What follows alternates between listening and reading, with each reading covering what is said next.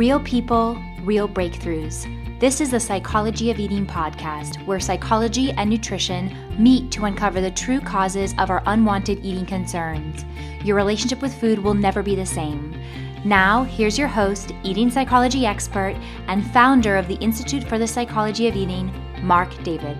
Welcome, everybody. I'm Marc David, founder of the Institute for the Psychology of Eating, and here we are back in the Psychology of Eating podcast. I'm with Liz. Welcome, Liz. Thank you. Glad you're here. For those of you tuning in for the first time, or if you're a return visitor to the podcast, Liz and I are doing a follow-up session right now, and we met a bunch of months ago, and right now we're here to just check in and see how's life, how did our time together work for you. So I'm wondering if you can just sort of give people a 5-sentence synopsis of, what the key challenges for you, the key concerns were for you when we met last time, just so we can get people caught up to that part. Sure. Yeah. So the last time we met, we talked about weight loss, specifically about 40 to 50 pounds. Mm-hmm. And we were talking about my challenges in being in the fitness industry and feeling like I'm, sort of a fish out of water in the industry with my body. And the conclusion that we came to the last time is that my self-love sort of shifts when my body weight shifts. And so my biggest homework and takeaway was to work on my level of self-love and acceptance for where my body is now. Mm-hmm. Which is a big one. I mean, that to me is one of the more fascinating conundrums when it comes to weight, because it's one thing to just be a person who wants to lose weight. It's another thing to be someone in the fitness universe who wants to lose weight. So it can make that way more intense. So how are things been for you since that conversation? What's been happening? What's been on your mind? Things have been incredible, Mark. Mm-hmm. I think what I needed was we call this real talk in the company that I work for. I just needed someone to be very direct with me about that issue. It's not I was unaware that was a problem for me, but I think we have a way of, in our own minds, denying the level of intensity that an issue is really. So just your bringing it to my attention in a very direct way caused me to sort of wake up. Mm-hmm. So after that call, I immediately sort of went away with, okay, now what do I do? How do I start to love myself after years of judging my love based on where my body is? And so I took some small steps at first and just read some books about putting certain things on hold. So, for example, dating. We didn't really dive a lot into dating, but that's a big area that I've been putting on hold until, I was happier with my body. I've been dating up a storm since our last session. I've put a lot of focus, and not just to date, but I've actually been dating specifically to help to actually accept myself for who I am now. I've worked a lot on that. And I have found that my body's not even an issue at all to guys anymore when I'm dating them. So I'm actually having fun for the first time ever dating. Wow. And this is literally, I've dated when I was at a weight that I would consider to be my best weight. And I never felt this way, even when I was dating at that weight. I didn't realize how much I tied what I look like into, whether I feel like I should be able to attain certain guys. So yeah, I'm actually having fun dating.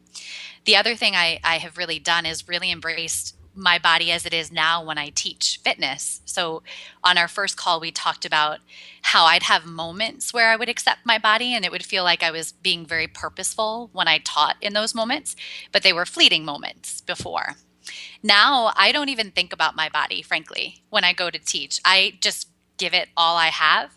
And ironically, you had asked me if anyone ever came up and appreciated my body size as one of my members. And before, the answer was no.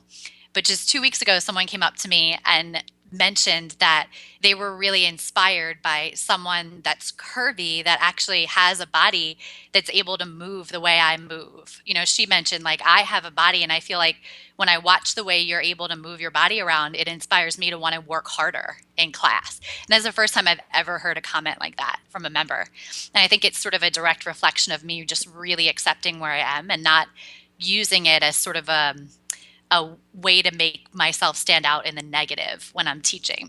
Mm. So yeah, I've had some really positive. I mean, I'm just about at the place where I don't care whether I lose weight or not. And that's to me the ultimate like beacon where I wanted to get with my body. I'm almost there. There are moments where I still, wish it was a bit different, but I'm definitely closer than I was before. Wow.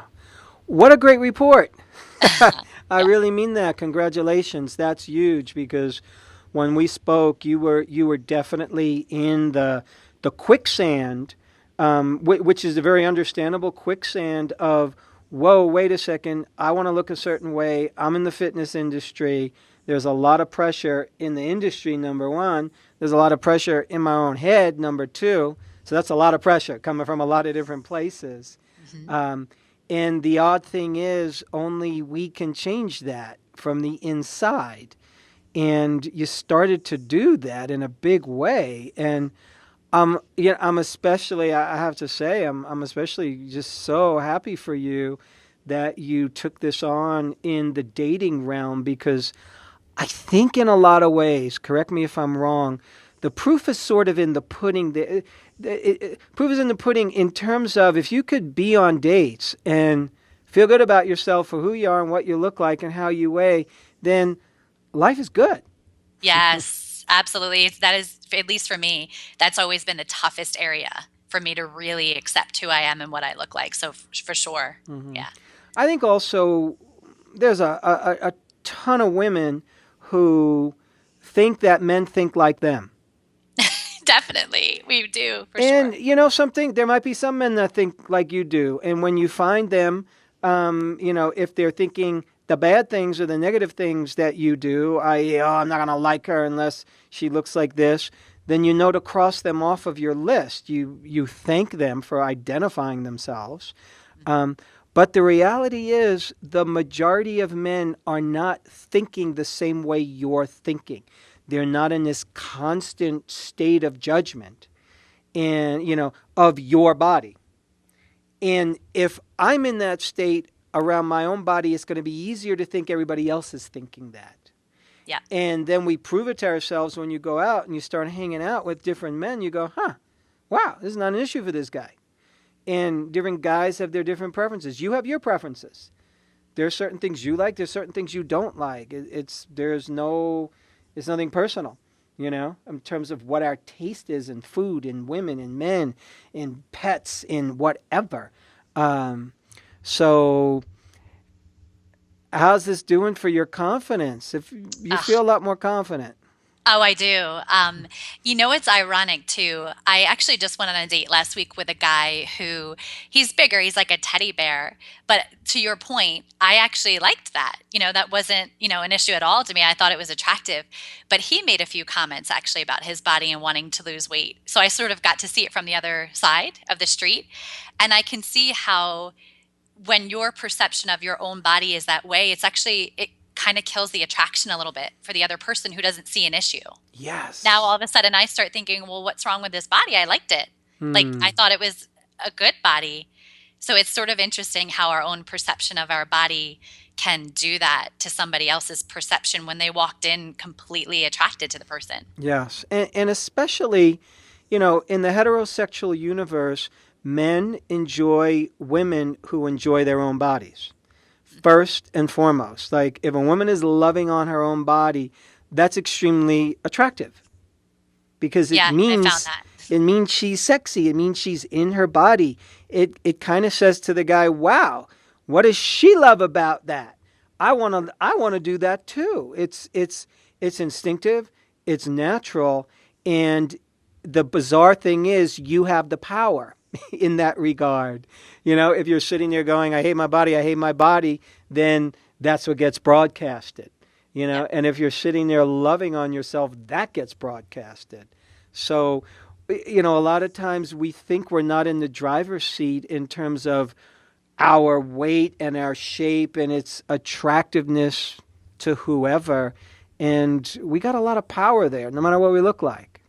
We do, Mark. I mean, the biggest message I would have for anyone, and this is me being a few sizes heavier than where I thought I was comfortable being. I never would have thought that people would find this attractive because of my own very limited view. But my biggest message is that's just not true.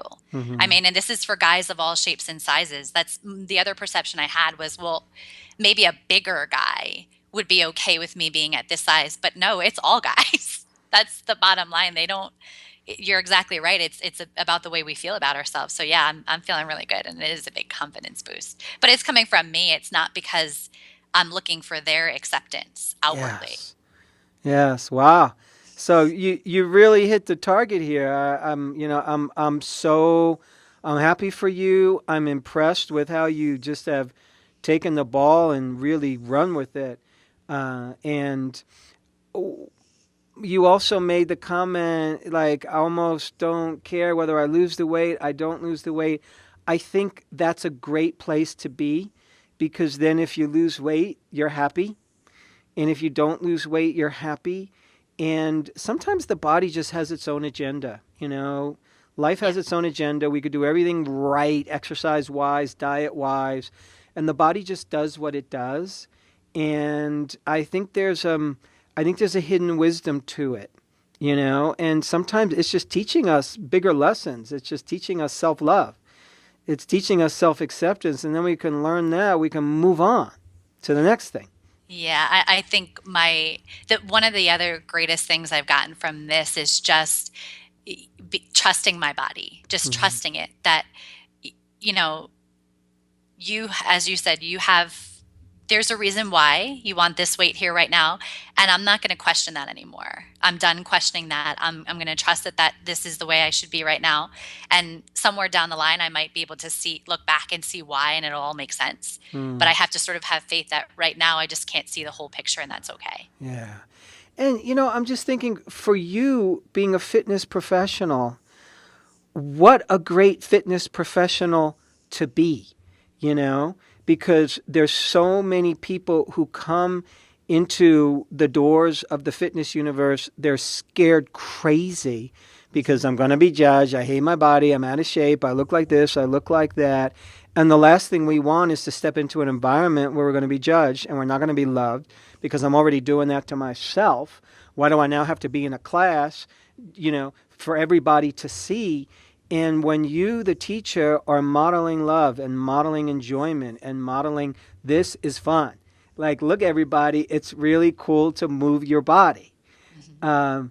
That's a gift that we give to people. And I personally think it's something that the fitness profession really needs. It needs a lot more love and understanding in that way. Oh, absolutely, Mark. In fact, just a few weeks ago, before the member commented on my body, a few members that hadn't taken my class in a while came up after class and they said, "You have lost so much weight." And I actually haven't. I don't think I have at all. I mean, I don't weigh myself, so I don't know. But I said, "Oh, well, thank you." And they said, "Well, what are you doing?" And I said, "I'm just learning to love myself and accept myself the way I am right now. I'm not doing anything differently from an eating or exercising perspective." Mm, And they were like, "Really?" I said, "Yep, that's it. That's all it is." yeah. I also think that when we're loving ourselves more, we're lighter. I mean, literally, as people, we are lighter. And when I'm in a light mood, the people who know me know that. When I'm in a heavy mood, I can be as dense and weighty, and it's awful. I feel heavy. People feel my heaviness. And it's really an inside game. It really starts inside. Once we feel a little lighter and we get rid of, I think, some of the self-chosen heaviness that it's easy for us to take on. Once we start to feel lighter, then we actually move in a different way. The body can model off of something that's real. Absolutely. One of my biggest takeaways in trying to love myself, I've really read a lot from Mama Gina is her name. Have you heard of her? Of course, yes, yes, Okay. yes. So, the big women's empowerment and just having fun and trying to have fun no matter what you're doing. I've taken a lot away from her lessons and just accepting where you are now and to your point, making things lighter. Why does everything have to be so serious? Hmm. I've recognized in the past few months I take everything very seriously. And if I can just lighten up a little bit and have more fun and be bolder and braver, then it really does result in feeling lighter, at least. Do you feel sexier? Definitely. Yeah. Isn't that fascinating? So you feel sexier, and it's not necessarily tied into, oh my God, I weigh X amount of pounds less, therefore I am sexier. No, in fact, I have also learned to just accept parts of me that are strengths that I don't know why I was thinking about them as like, well, that's a weakness, and it's because I've gained weight, for example, that that my hips are bigger or whatever. I've just accepted that it's actually a strength in the way some of the clothes like fit you and that type of thing. So in doing that, I definitely feel like I'm more attractive to guys for sure. Mm-hmm. Good for you. Again, I'm super happy for you. I'm so impressed that you've really taken this and you're using it. Where do you see yourself going in the next 5, 6, 7, 8 months with all this? Like, what do you think is on the menu for you? Well, I'm definitely going to invest more toward creating like a community of women around me that support this because, it's interesting when you start to move in a direction that's a little bit different than where you've been. Sometimes you have to find new people, I feel, to really support that. So I'm actually going down to Miami in November to do the immersion weekend with Mama Gina and the other sister goddesses. So I see myself getting more involved with that and just with the whole, that's the other thing I wasn't really thinking about is how women support each other in this. So I see that becoming much more important in my life and surrounding myself with more girlfriends who support that. At this point, I've been kind of dating several people at once. And I think I'm moving more toward now wanting a relationship. Now that I know I can do that in this body, that I can date more than one person, I think I'd rather just have an actual relationship. And yeah, so those are the two, I think, biggest things in my personal life. With my career, it's kind of interesting how when you start to improve in one area of your life that seems to have nothing to do with another area, it kind of overlaps because my career, like I'm on the verge of possibly getting another promotion in my full-time job. And I've actually given notice to the part of my job. I don't know if you remember back to the first episode, but we were talking about sort of the catalyst for all this was a situation where I was rejected from a DVD. Yes, I remember. Well, I gave notice to that part of my job. So at the end of the year, I'll be done doing that, which is to me just an important part of healing, like forgiving and healing and just getting past that. And what I would hope to do then is just start to do coaching, from taking your program, actually starting up the coaching part to take the place of where I would have spent time in the training area. Good for you. And something, in a weird way, it's your company's prerogative. If they're like, okay, we want somebody in our fitness video who looks like this, this, and this, fine, get that person. Yep. If that's what you want, that's okay. You're different than that, Yes. and I think the people you want to surround yourself with are different from that. They're talking to a certain segment of the population. Let them have their choice and not take it personal because you're going to do something way more interesting.